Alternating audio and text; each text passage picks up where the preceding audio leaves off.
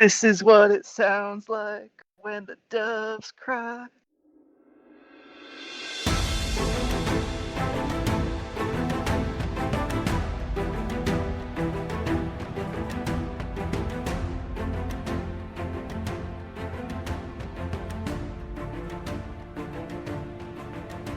Lords and ladies, good wives and good men, I welcome you to Vassals of Kingsgrave podcast, with a new group to guide you through House of the Dragon Season 2 every week. This week we're talking about Episode 2, Rhaenyra the Cruel. This is the Blackfyre Backchat, and as befitting the Lord Baron, I will be your host today. The small council I've gathered here with me are... Hey everyone, it's Bina 007. Hey there, everyone. It's Elle and Nettles. Hi, it's Steph, gsdg.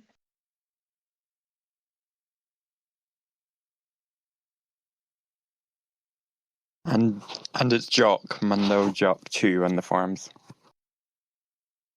Hey, this is Michael, Khal Wadege on the forums. Awesome.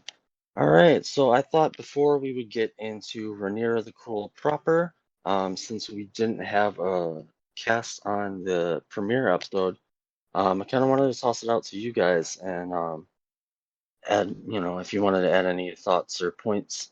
Really, my biggest takeaways from the premiere episode was just how gorgeous it is with the, extra funding they have to really give us the world more than kind of like closed set look.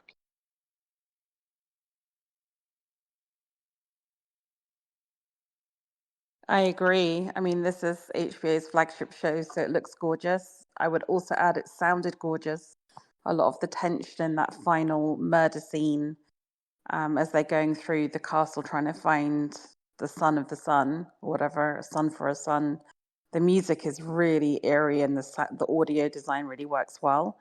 My criticism was that I just didn't, it was a handbrake turn into Alison and Kristen, which I didn't feel I was prepared for. And then I felt they pulled their punches a little bit with Blood and Cheese, but then there's something to reading something on the page versus seeing it on the screen, and maybe they felt advisedly that they couldn't show what some have alleged actually happened.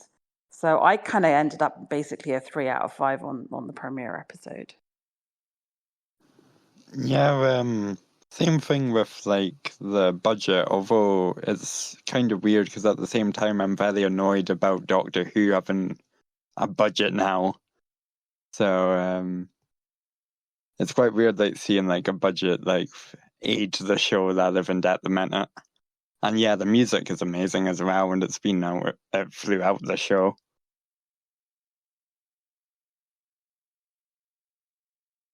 I was sad to see, I was sad that the intro credits did not get updated, but was completely reworked into the tapestry. I don't mind the tapestry, but I thought if you just, didn't overcomplicate the blood fountain as a family tree, it would have worked as a very interesting concept, but clearly they got some negative feedback by everyone not being able to understand what was going on.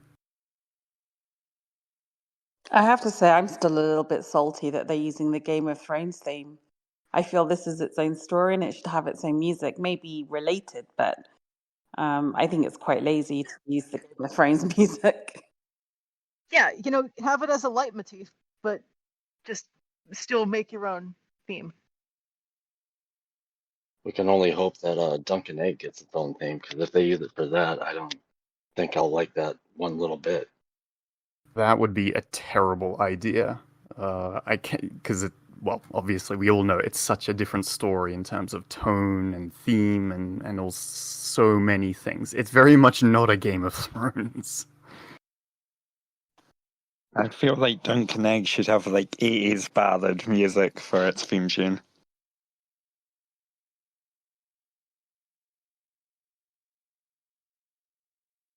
I would give it a 4 out of 5 as well. And I definitely agree with Bina. I am more of a visual person, so I was kind of waiting to see how awesomely gorgeous it would look. But the music, the score just took me in, and I was really, really surprised how I was actually kind of more enthralled with that than actually the actual how it looked in the visual. So that was really awesome. I do not like this Alicent and Cole. I also think it came out of nowhere. And not to mention, both of them are just cold fish, to just to put it as nicely as I possibly can. And it's going to be hard to get through this season watching them and their dynamic. All right, so general thoughts. What about Blood and Cheese? Let's talk about that briefly. What was it good that they adapted it that way? Does it kind of detract from, you know, the real tragedy of it? And then, with it only being Helena in the room, did that change anything? What do you guys think? After thinking about it for a week, I have to conclude it was a bit of a wet fart. I really wish there was a stronger reaction from Helena. At the same time, I recognize that they've taken a deliberate choice with Helena in that I've heard one person say she's like stuck in multiple timelines or seeing the future and the past and the present simultaneously. So she has this very muted reaction to a lot of things, but I feel her anguished screams is what I really wanted to hear. You don't need to show any of this horrible things, but just seeing her react more viscerally would have really sealed it for me. What's it like? I mean, unfortunately, I approach this show a bit like a Game of Thrones show watcher because I have read all the material, but so long ago, and I've never revisited it. What is her reaction like in the books, or the contested reaction like? So she begs them to kill her instead. But then they make her do the whole Sophie's Choice thing. They I believe they killed the servants. She was going, but like they get her because she was going to visit Alicent's chambers and for like a bedtime story for the kids. And then so the servants were killed and Alicent was bound and gagged by the time they walked in. And then she begs them, or they give her the choice, and then she begs them to kill her instead, but like, no, it's got to be a son, and if you don't hurry up, we'll rape Jaehaera. Really fucked up, but yeah, just like it has to be that fucked up because it has to be the point of no return. And yeah, I mean, I've said my piece in the previous Dragon cast, so I don't want to reiterate, but There's a really good picture in Fire and Blood of this scene happening, and you see Helena, and she's mortified and screaming, and so are the kids, and it looks like a nightmare scenario. That's what I was really envisioning and hoping for in my mind, but didn't get. right, you could have just, and they say, just like the close up is the best special effect when you have a good actor, right? You didn't have to depict so much of it, but you could have still had that dialogue communicating that this is what's going on, and kept the focus on her, kept the focus on Alicent. So Alicent, because this is when the first time that Team Dragonstone is deliberately striking back at Alicent, even though she's convinced herself otherwise throughout the last 20 years. I have a question for everyone. Why do you think they removed Alicent from the scene with Blood and Cheese just to build up the whole running up and catching her and Cole together that Helena would do in the show, specifically, or maybe some other kind of reason? Yeah, I think it's clear this is what they were going for, what they depicted in this episode. That like this, it's just for her option to say like, this is my divine punishment, and to drive or plant seeds of further distrust between Aegon and Alicent, which she'll, presumably claw back when he's high as a kite from his injuries. Because, Laris is going to be outing their affair at some point, no? The nature of how it happens in the books is also that much more planned. Like they're deliberately targeting, as you said, Helena's going to Alicent because this was their nightly routine. It was in the part of the castle where the tunnels would get to. They had all of this planned out. And obviously none of this was planned out in the show's depiction. Yeah, I was okay with that in the moment of the whole Home Alone Villains Act, as long as they got to the nasty bit. But, like they're incompetent and nasty. But it's but that's it's a wet fart. That's what it was to me. That's the best way to put it, I think.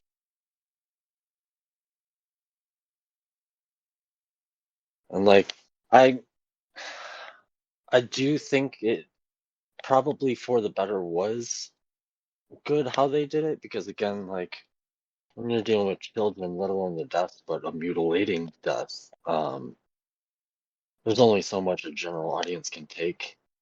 But I do think the biggest letdown for me is that Alicent should be in the room. The whole choice and denying the choice and then choosing, and they pick the other one.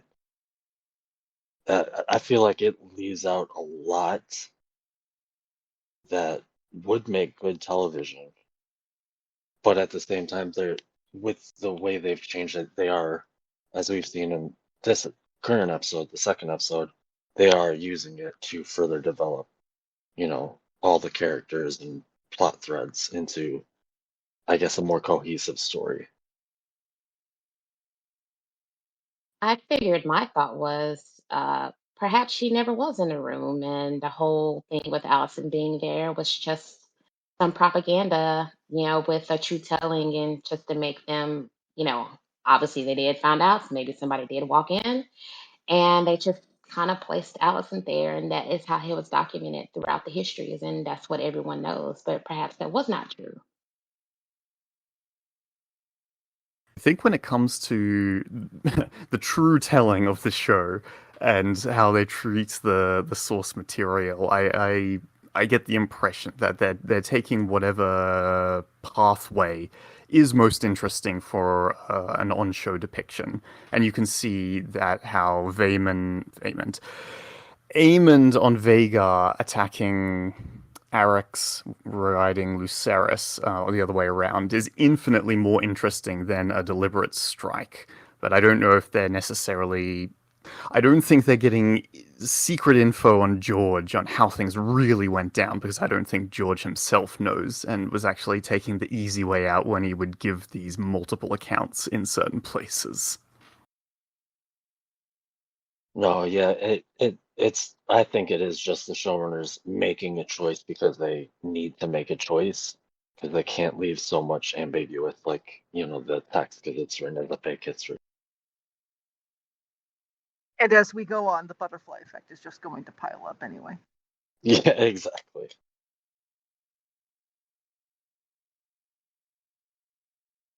All right. You guys ready to move on to the episode proper? So I really did enjoy the intro, starting immediately after the fact. That score they had behind it was incredibly effective. And I kind of really like Angry Aegon. Something about that, just him saying I'm the king, destroying his father's model. I don't know, it feels like he finally stepped into his own, as in his own character and not just a named Targaryen. Seeing the chaos of the Red Keep with that wonderful score by Ramin Djawadi, I thought was really great, because it brought to mind, oh yeah, this is probably what it would be like after a horrible thing has happened. Seeing this immediate aftermath, the servants being treated like crap, it was just something new that I hadn't necessarily envisioned, so I really liked it. I think that's what the TV show is really trying to make it all about. We're really seeing, how much these royal decisions are really impacting the small folk and, the commoners and, again with the butterfly effect and kind of what Eamon, the madam was, saying to Eamon, Prince's decision, it's kind of the common people are going to be impacted the most. So I think just his kind of general premise, we're going to see like all of this, what's happening and how the commoners are going to react and how it's going to affect the small folk as well. It's a nice point of differentiation from a Game of Thrones, where we would occasionally be in the minds or point of views of the small folk if it was like Arya or Davos running around, but really they weren't. The focus on how they were being treated it always felt secondary. It was only relevant if Arya was there. It was only relevant if Davos was giving his opinion, but it was very much power wielded by the upper echelons. So I do find it interesting as giving it its own identity to this show.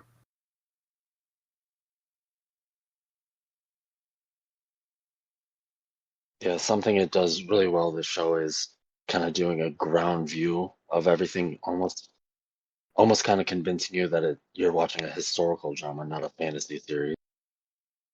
It was also interesting that in the immediate aftermath, I don't know who called this out on Dragoncast, that they would immediately use Kristen Cole or aspersions that where was he, had he abandoned his post, that came up quite quickly as well. It struck me as very corporate. When something goes wrong, there's a desperate desire to shift blame to anybody else. It brings out the worst in people. Yeah, who logged in, who logged out, it reminds me of Chernobyl in a sense of passing the buck down.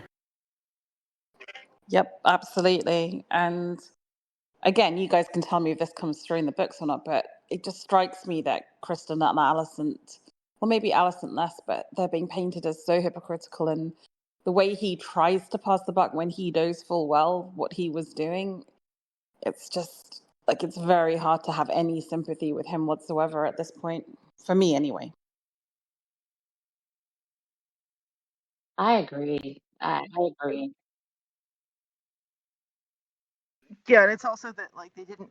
Yes, they're short of Kingsguard immediately following the coup because of the defections, but it's like also they could have, had more like of Otto's personal household guarding less or lower priority targets than um, you know that, because like, was it Arik who was just pointing out that maybe Helena should have been assigned a protector. And he immediately gets shut down because Kristen can't stop projecting his guilt onto someone else. Yeah, delicious. Kristen was pretty much the driving antagonist of everything this episode. It's also nice to see Kristen stepping up as this proactive force, because up until now he's been essentially reactive or off to the side, not the main instigator at the Green Council that, again, he was in the books, which he doesn't have to be, but it's just nice to see him take a little bit more agency to do his shitty, reprehensible things. Yeah, he did feel really underused last season in terms of his role in the series. And if this plays into a larger vision, fine, but this will make Butcher's Ball more satisfying. Shoot, what was it? Oh yeah, and then I was gonna say, Larys comes in, saying that he captured one of the perpetrators, and Aegon saying that he'll kill him himself, and then we actually see that does come to fruition. And then Alicent tells Helena that they have to do the funeral procession. Do we want to talk about the procession scene? Yes, I liked the procession and there was lots of tension. I don't know if I have anything of interest to say about it other than that. For me, it's important in probably three ways. Number one, I feel the overarching theme of these first two episodes is that the princess and the queen are losing, or the two queens are losing power to men. They don't have the agency they thought they had. Also Otto, but they don't even get, and actually you can broaden it out from Alicent and Rhaenyra even to Helena, who doesn't get to grieve the way she wants to, because men want to use their grief or want to use what they're going through for political ends. So from that perspective, I think it's important. I think it's really good to see what the small folk think and the conditions they're living in, hence the rutted roads. And then finally, because I think it really, really brings up tension. And so even though we maybe didn't get the mother grieving in the moment scene that was in the books, I think that using that as a moment when she kind of breaks was quite powerful to me. So I really liked the kind of the sort of the innovation of it. And apparently it wasn't in the script to have the body nearly fall off. It was something that the director suggested when they were filming. I quite like the choice. Quick question: is Maelor born yet? Because there's been some discussion in the forums about whether there was a baby in the shot in 108 or 109, or when when they were trying to find Aegon for the Green Council, or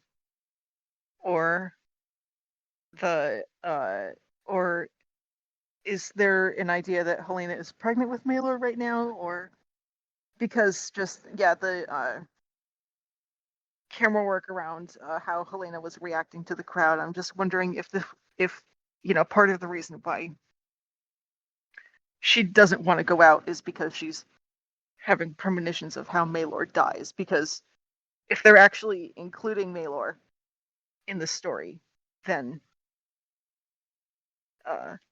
that would not everything involving Helena has to be foreshadowing, but it would be just curious if it was. I remember in season 1, episode 9, scanning that room intently, saying, like, there should be a third kid. Where's the third kid? And I couldn't find him to the best of my observational skills. So I'm guessing, we'll see because anything is possible, that there is no Maelor present. I guess we should check the casting details if we want a proper answer. Or if the showrunners put out any word about that, because didn't they put out some statement about why they chose the creative decisions they did around the blood and cheese sequence?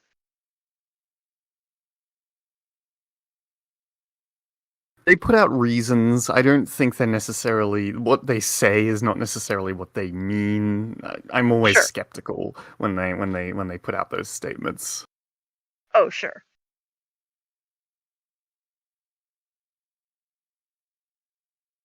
Yeah, but Daron exists. We know that. That was a shock.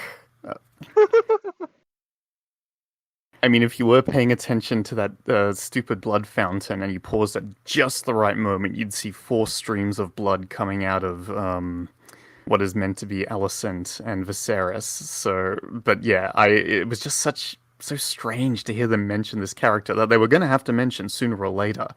Better now than wait till like season 3, but it was funny and jarring. Mm-hmm. Maybe he'll show up with Allison's brother, who's coming in from Old Town.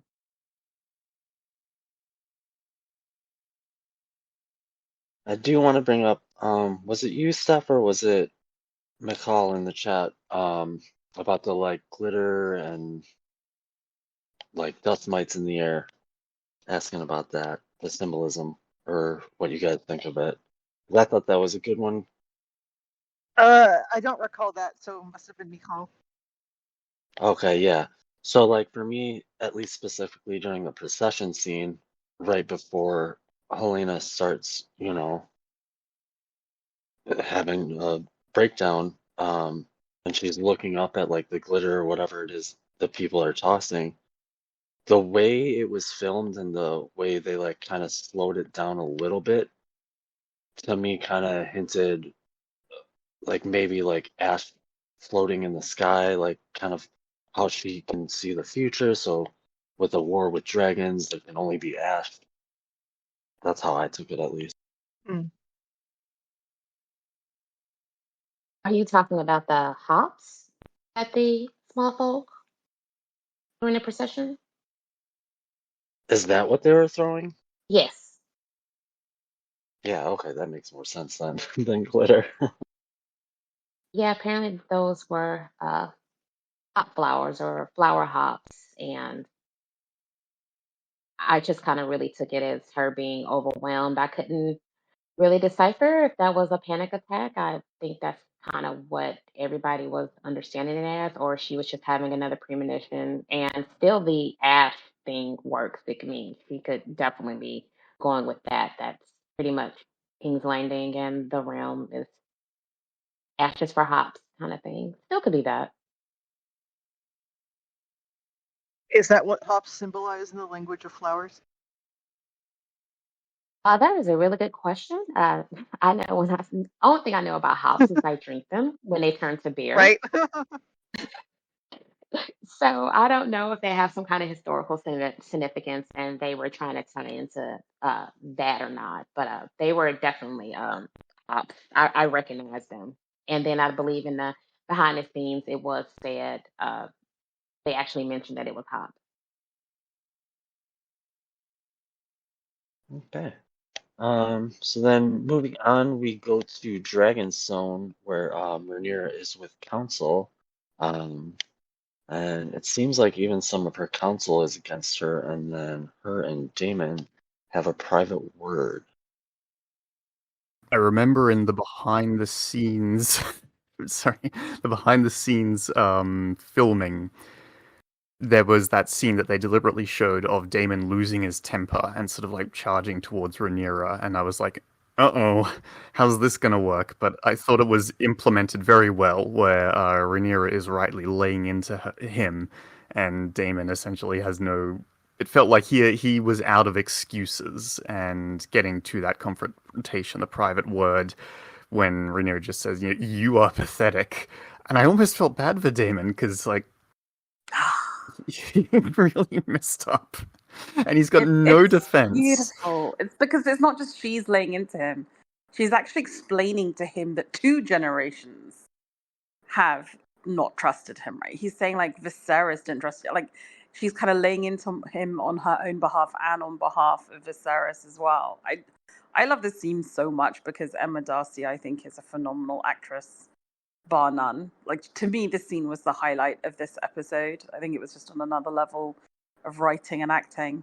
And but again, right, it shows that the 2 women, they're going to drift towards like really vicious war because the men have sword swinging penis envy and just want to go bash shit up. But um, the tragedy is that they have so much in common in their predicaments.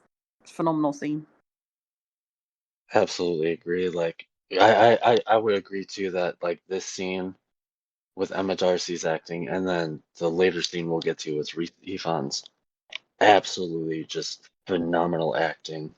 Um, and it's so believable. It really brings you into it and feels like real problems, that you can relate to, even though none of us can relate to it.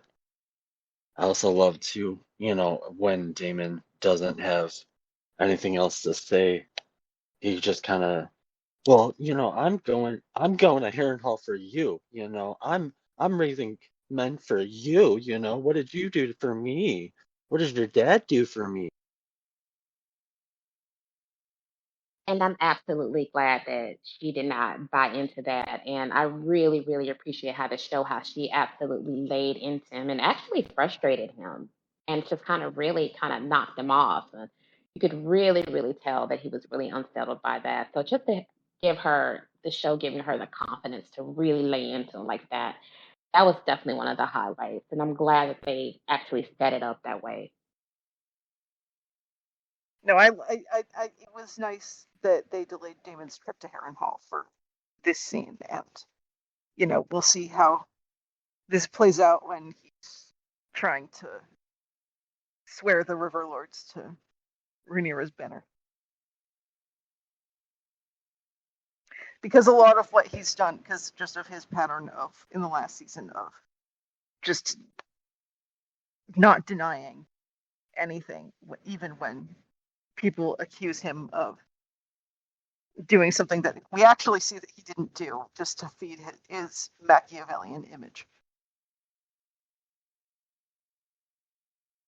Oh, he called it a mistake during the meeting, but when he was meeting with Cheese and they had that cutoff scene, what if you don't find, and that cutoff where he's kind of smiling, they cut back to him and then boom, it's over. Are we kind of in the confirmation that like, hey, we believe him, that was a mistake, or is this just, what he's saying and he actually did, hey, if you don't find Aemon, then kill a kid. Kill a son. I actually believe him when he says he didn't say anything else, but the thing is, it's just like, what's the look on his face, just like, like winking and raising your eyebrows and stuff. That's, didn't technically say anything, but What's left unsaid? Give those ambiguous orders, don't make me say it. mm-hmm. I'm with Rhaenyra, I don't believe you, Damon, and maybe this is an artifact from the books, but Blood and Cheese got that son for a son line from somewhere. Mm-hmm. Yeah, and I thought he directly said it in the episode, but maybe I'm just misremembering. But it is a good point because I think pretty much most of the first season, any of his fanboys can just excuse away, any of the deeds he's done. But now in time, even with Rhaenyra confronting him, it's kind of like the writers telling the audience to confront. Is he really a good guy though? I will do that shot of him riding off on Caraxes though. Oof. Yeah, that was pretty cool. Definitely oof. It was super cool. Just coming out of the shadows and then following it off the cliff. Ooh, so good. Mm-hmm. Yeah, I like the little dragon dock they have in Dragonstone. It makes a ton of sense. Like a little dragon turret. I was disappointed we didn't get a nice similar shot of Moondancer, because it's been teased a couple of times in the trailers, but I need a good proper shot so that we can start making sketches and artist depictions and other fun things. I need to know the color variation, the spot patterns, all of these important details, Well, she's green with pearl, right? Green and white, I believe. Yeah, Yes. with pearl horns. Yes. Well, what kind of green? Is it a moss green? Is it like an olive green? I think she's kind of minty.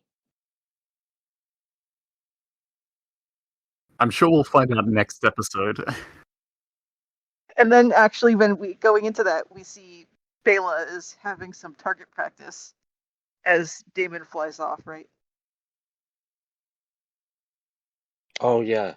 Yeah, that was nice. And she asked about his two fathers.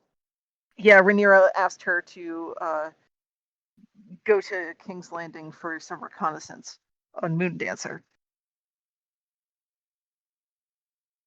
I like that they're giving Bela more of a role. I liked the big good close up on Rhaena at Luke's funeral last episode of just poor Rhaena, like she's had the rough of it, she doesn't have a dragon, Daemon ignores her. Her betrothed has died.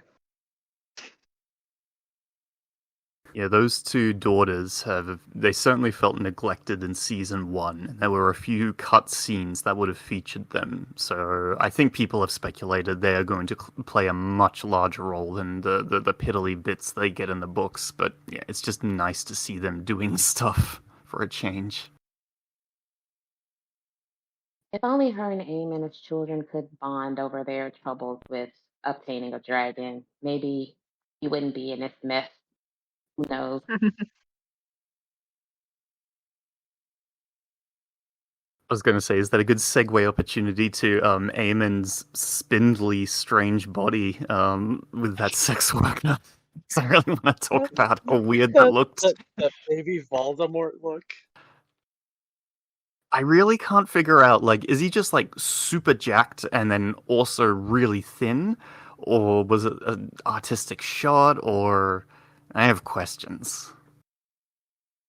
I think it's the former than the latter.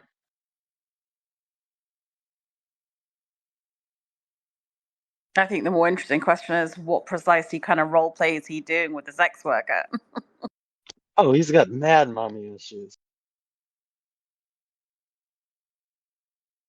Especially because her one line made it seem like they've been together since he was a teenager, you know. Yeah, he well, according to during the Green Council episode, Aegon took him there to lose his virginity, and it seems like he lost it to her. But then he didn't go back until the Green Council when they were looking for Aegon.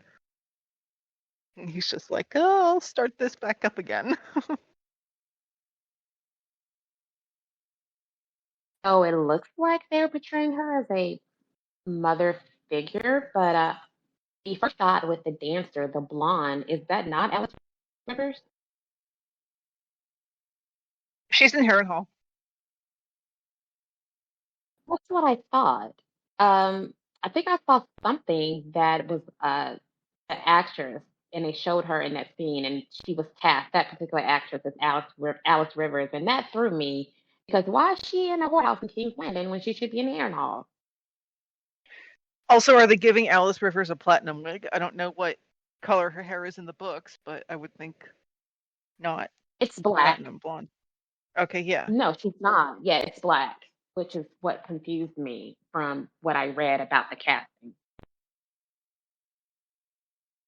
If she starts walking now, she can probably get to Harrenhal by the time Aemon flies his dragon there.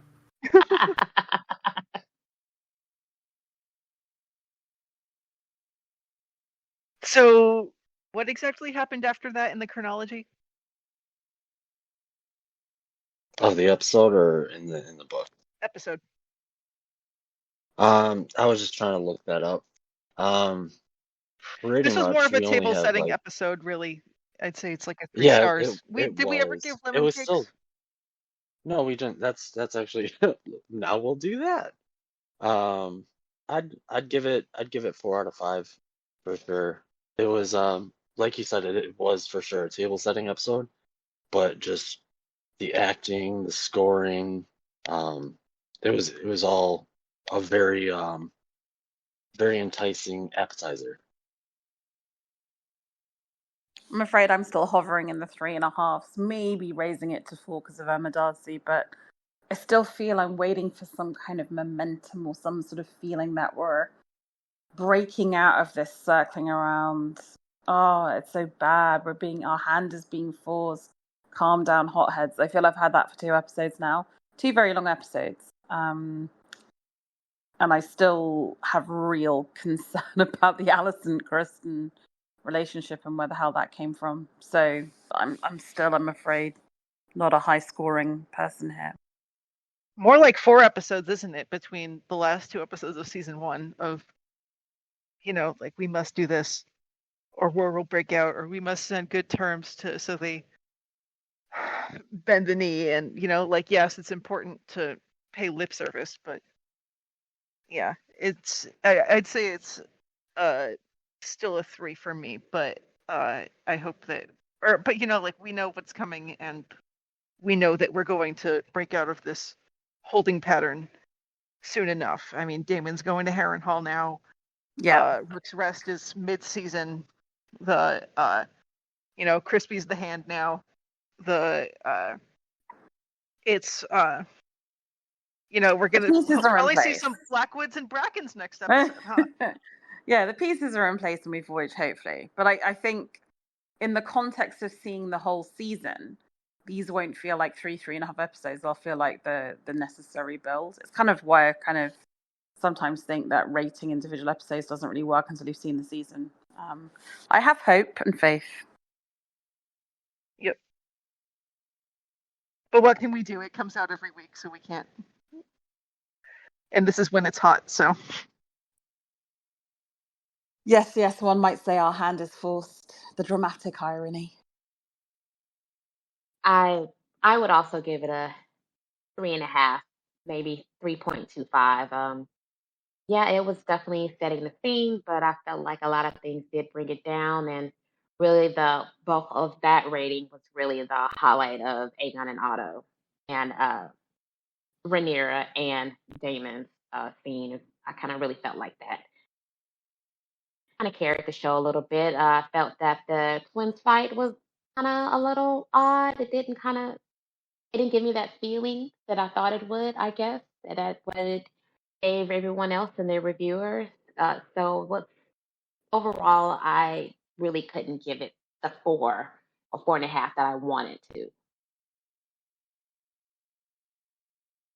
It does remind me of some of the very early Game of Thrones episodes where they hadn't quite found their groove and they would go like 5 minutes here, 5 minutes here, 5 minutes here, and only later they would sort of get a proper theme for each of the episodes that would focus on one or two of the characters. And you sort of have this at the start of the episode, but then it just peters out into these establishing scenes that are necessary and dovetails to the fight at the end, but it didn't feel like a conclusive arc or story. So yeah, I give it 3.5 for that reason. Jock, what about you? What are you giving it? I actually really liked it, so I think I'll give it 4.5. Very nice. All right, so there's a couple ancillary scenes I kind of want to give a bit of word of mouth, but then pretty much just two major ones. So we have the scenes with Massaria and the Driftmark boys. Any thoughts on either of those scenes? Do you think when she I like that noticed? they. Oh, please go. I was saying, do you think when she was about to board on the boat when she was leaving Dragonstone and she noticed Eric, I kind of feel like did she go and perhaps tell Eric, kind of tip him off, or maybe just kind of how like the book kind of like spinned it as like it was a coincidence that they ran into each other. I kind of feel like maybe she kind of maybe dropped a dime and kind of maybe um, put something in his ear and warned him. Yeah, I think that's what they were going for because like how else will Massaria get herself into Rhaenyra's good graces to take her place as Team Black's spy master? Like how else? Or like is if they wanted to do the bump into each other, otherwise they would have they could have accomplished that during their sequence of following both of them about their routines and then just like trying to make us remember, oh, which one is this, which one is that. So that scene, the Driftmark scene with Alan and Adam, I don't. This is kind of weird, but for a second, I was getting like this really weird homoerotic energy between these two brothers, and I just for the briefest of seconds, I was like, did they do a dramatic rewrite where these are gay lovers or something? And I think the answer is that they were just being very heavy-handed with saying, oh, these are brothers and they love each other very much. And anyway, I just thought it was kind of weird scene. It is very domestic, isn't it? With like apparently like Adam's been home just foraging for clams on the beach and making nice stew for his brother when he gets back.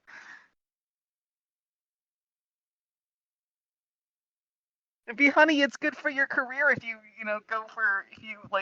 try to distinguish yourself by serving for Lord Corlys. I was waiting for the obligatory mention of the wife or something to like disarm the sequence that hack scriptwriters will put in, but no, that didn't come.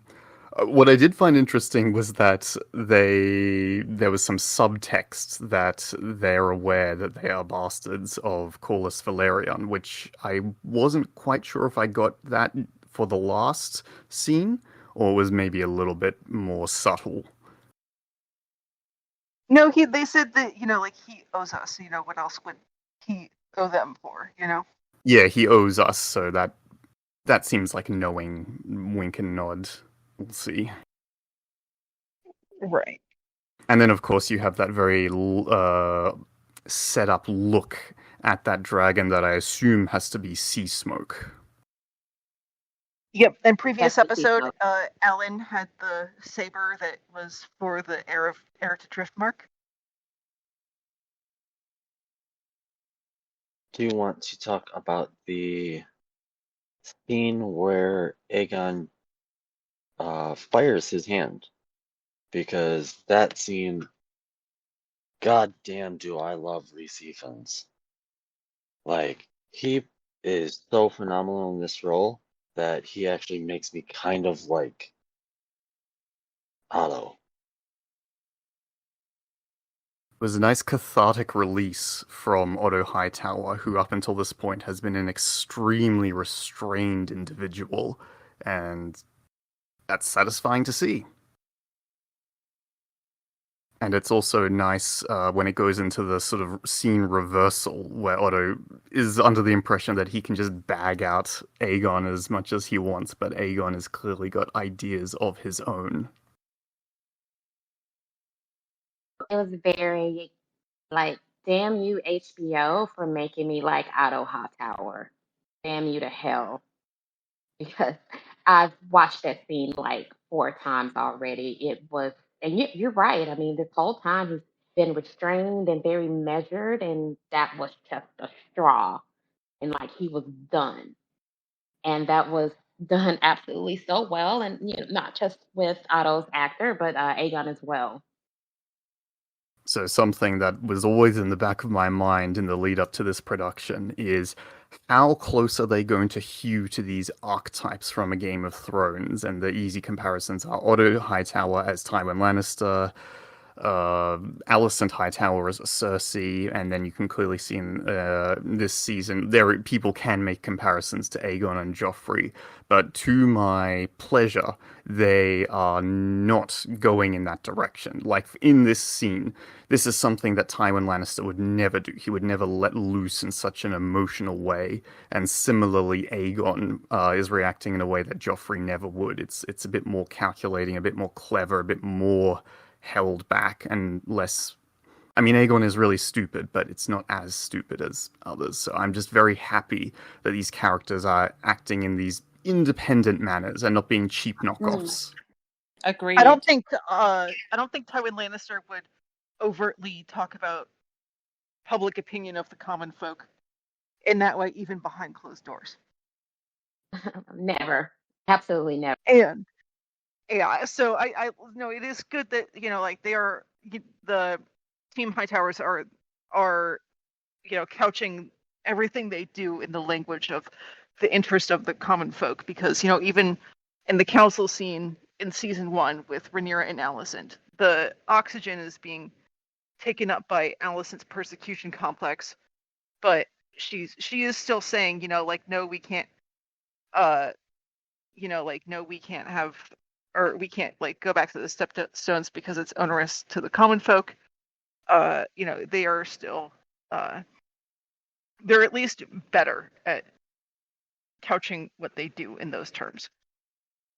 I do think Aegon kind of held his own with a volley of words with Otto. Didn't shrivel. I was kind of maybe expecting that. The whole "I have dared and I find it stimulating." Such a great line, and but at the same time, it's when Otto was throwing the barbs about, "Oh, you think your dad you think that he made you king? Is that what you think?" And when he was mentioning about the small folk. They don't love you. They're going to hate you. They're going to think you're weak. It still gets to him. You could tell Aegon still is in that space of wanting to be loved and overcompensating and wanting to be accepted. You could still see it there. That sake of confidence in him and that air of insecurity is still very much there. Was the scene where Alicent almost goes to comfort him, is that after this, or? It's after. It's after. Yeah, no, that was a nice touch, because nope, still can't bring yourself to offer even an ounce of affection for your son. Love it. Well, it started with Otto for sure. It's, Dad, I have to tell you something. I have to unload this. And he's like, don't be spilling the beans to me. I don't want to hear it. And, she leaves and she sees her son in obvious pain and she just walks away. And what does he do? He passes Helena. I think maybe the Helena scene with him passing on the stairs was after that. And he completely ignores her. It's just a cycle of this generational distance within the Hightower family. This is what it sounds like when the doves cry. I mean, that's your bumper right there, Zander. Oh yeah, I already know it. All right, and then so then going back a little bit and then forward a little bit, more of Kristen Cole's projecting. He confronts Eric about, why he wasn't protecting Helena, and sends him off to a mission for a fight that I think a lot of us were looking forward to, because I know I was. So what did everyone think? How it played out? And what you guys think about how it happened and how they set it up? I mean, it's a choice to have her in the room, right? Which I'm not sure quite what they wanted to do with that. I thought it was actually pretty moving, In the book, it was just on a spiral staircase in Dragon's, so not in anyone's chamber. I thought if they had focused more on Rhaenyra's perspective, like, oh, she's trying to go this way, oh, no, it doesn't go that way, and oh, now she's not sure which way, who's who, and I thought that might have been interesting, but they were clearly giving the focus to Arik and Eric, and they were, like, going at it, trying to just kill each other. Okay, after a very short time, they stopped caring about Rhaenyra. I thought that would have been an interesting menage a trois in terms of choreographing a fight, but not what they ended up doing. I will say I thought Eric went for Rhaenyra a couple times in the at the start, yes, Yes. but then they He seem did. to really just get into it. My recollection might not be 100%, but after a while, they're just going at it, and then Sir Laurent runs in, and Rhaenyra's essentially safe. She's in timeout. Yeah, I mean, at some point, like, you gotta treat the other weapon in the room as the main target, because once that's dealt with, you can do what you like. But yeah, I mean, it was there is also the logic of just accepting that it's a suicide mission from the start. Oh, I think it was practical that they are going at it and trying to kill each other, and they have to stop focusing on Rhaenyra. But I think it would have been an interesting fight if there were these three people moving throughout the room and trying to all coordinate in some interesting way. It felt like something they had an idea to do, but then didn't properly commit to it. It just became Eric versus Arik after all. It was a little too cheesy when they started saying, or when they just started talking about, like, "I love you, brother," etc. Yeah. By far, the more interesting acting was coming from Sir Arik, as he's walking around the castle with, like, these really wide eyes. He's sweating. He's clearly not the non-verbal communication of what he's about to do. That was much superior than "we were born together, brother. I love you." Yeah, he went in with a helmet like this isn't a TV show, and we need to see his face. I did think it was interesting that the official tale, I don't in the books, is there's a song written about this, about how they say when they meet each other, "I love you, brother, but I have to do this. I've chosen my king, you've chosen your queen. We have to fight." And they fight for like an hour, and everyone's looking on, and they can't tell who is who. And then they lay mortal blows, as Sansa recalls, to each other, and then they like kiss each other or something, and it's very romantic. But this is the one time where Mushroom says, actually, no, it wasn't like that at all.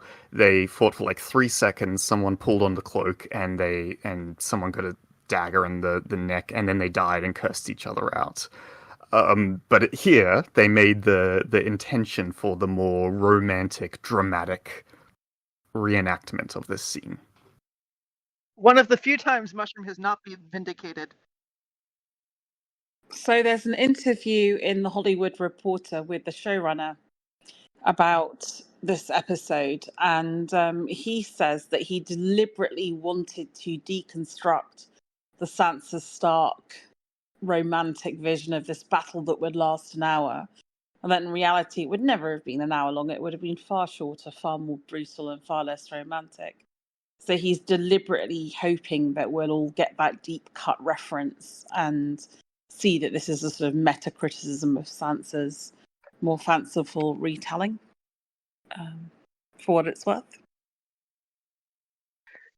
Which is fair, and I think I feel like they did do that well enough. Because I think even George, with this song in the books, intentionally was like, yeah, that's ridiculous, but it sounds nice, doesn't it?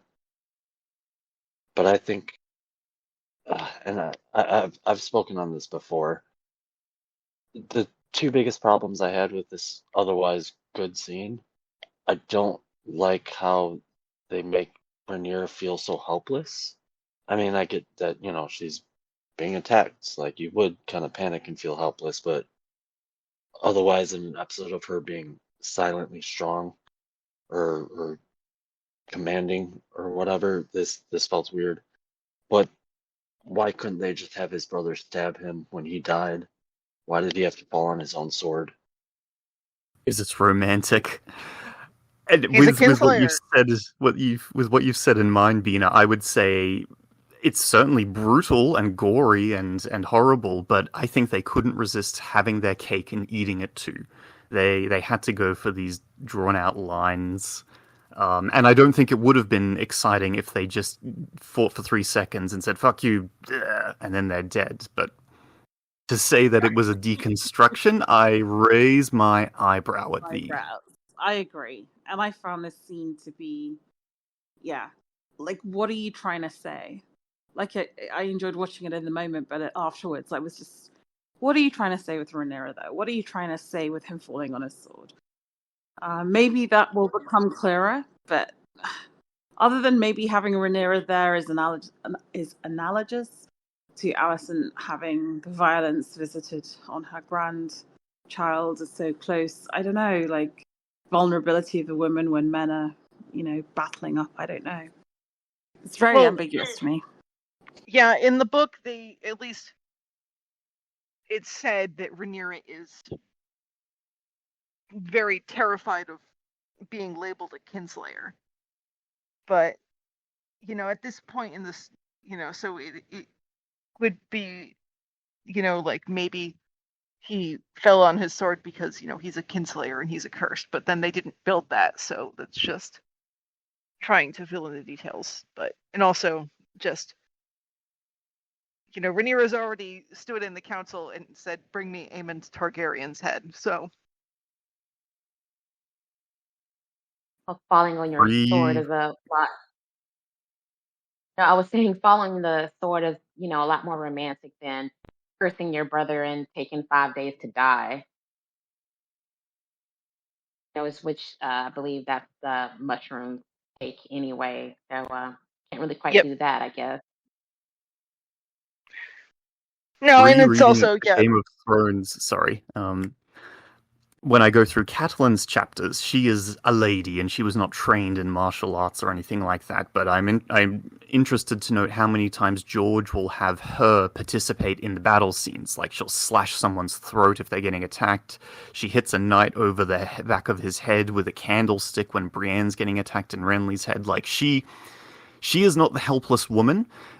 She is willingly participating in these fights, and I'll stop going back to this, but if Rhaenyra was a participant in this, I think it would have been more interesting, and it wouldn't have been falling into that. There's a trope for this. It's called like the neutral female who like sits in the room while the two men fight and like doesn't do anything that could help. Yeah, she got in that boar back in the prologue too. During the hunt with her and Crispy. Yeah. She takes out, that's an expression of her frustration. It's like, show me more of that. No, exactly, because she is a strong leader, but then you give us a scene like this that falls flat when the person falls on the sword because of two very glaring issues like that. Well, let's step back and she does feel adrift because Damon's run off to do God knows what, and now that she suffered major reputational damage because of blood and cheese, although how else did she actually think that was going to play out when she said that? But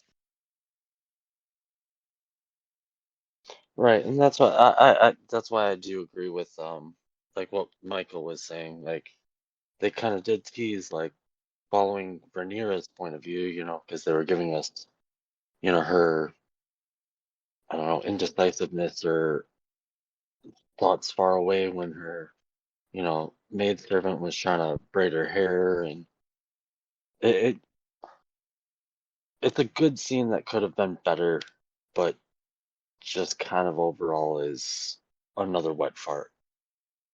yeah, I don't know, maybe they could have had it where she started out more neutral because she was more adrift, but then as like she's like they do something, or they have her just non-verbally communicate that she's like snapping back into the stakes of this wider conflict, and like she bonks Sir Auric on the head or something, or one of them.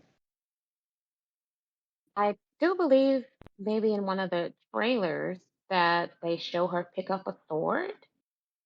Maybe we'll see that really soon. Maybe she was thinking that herself, like I didn't do shit.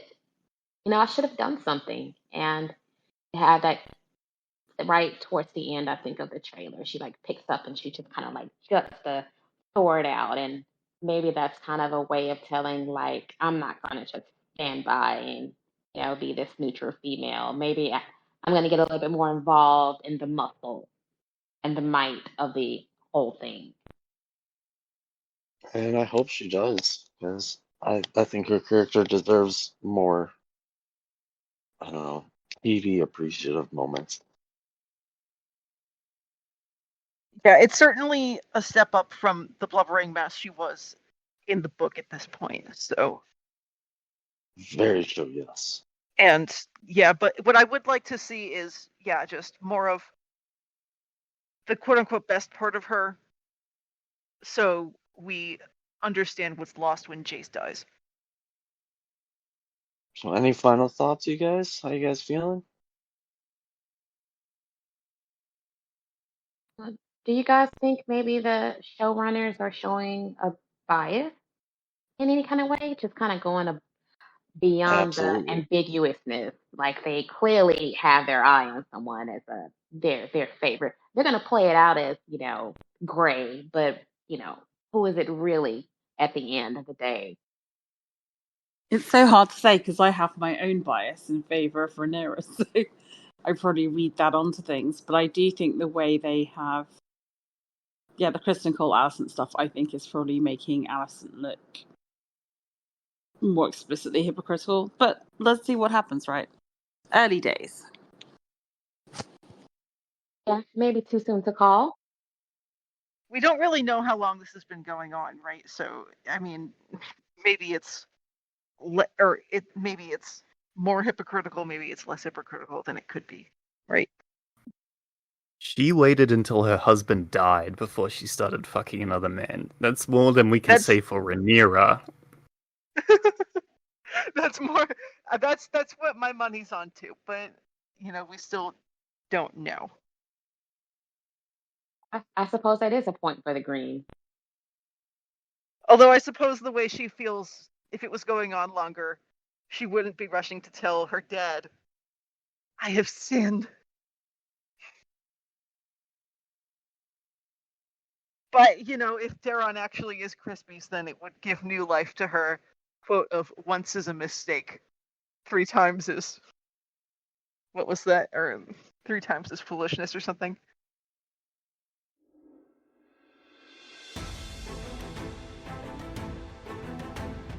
All right, and that'll wrap us up for this week. Join us next week as we continue covering House of the Dragon. And everybody have a good day. Bye-bye. Thanks a Bye, lot, everyone. Zander. Bye. Bye, everyone. Bye.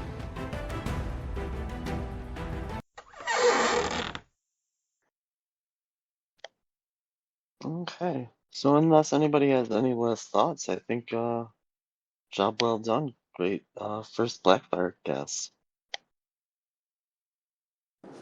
Well, thank you for raising the banners, Zander, and corralling this bunch of homeless rogues into some sort of book. Much appreciation.